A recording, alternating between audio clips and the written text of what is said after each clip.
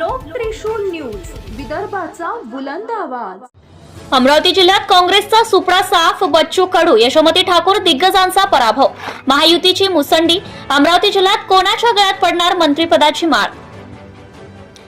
महाराष्ट्र विधानसभा निवडणुकीचे आज निकाल जाहीर झाले असून महाराष्ट्रात महायुतीची सुनामी आली असून महाविकास आघाडीचा महाराष्ट्रात एकंदरीत सुपडा साफ झाला आहे।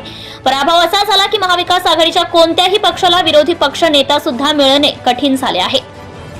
महाराष्ट्रामधील हाय व्होल्टेज जिल्हा अमरावतीमध्येही महाविकास आघाडीचा सुपडा साफ झालाय।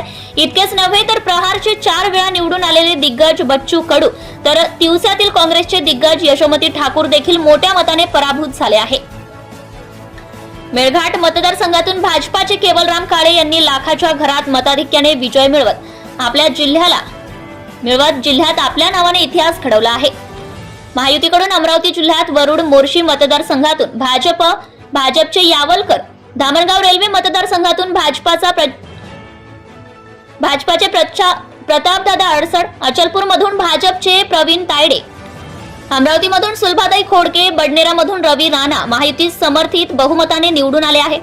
दर्यापूर मतदारसंघातून उबाटा गटाचे गजानन लवटे विजयी झालेत, तर अमरावती जिल्ह्यातील व महाराष्ट्रातील या न भूतो न भविष्यती अशा विजयाची माजी खासदार नवनीत राणा यांनी अमरावतीमध्ये एकाच जल्लोष केलाय।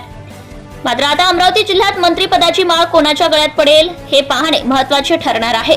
लोकत्रिशूल news Amravati. Subscribe now and press the bell icon. Never miss an update.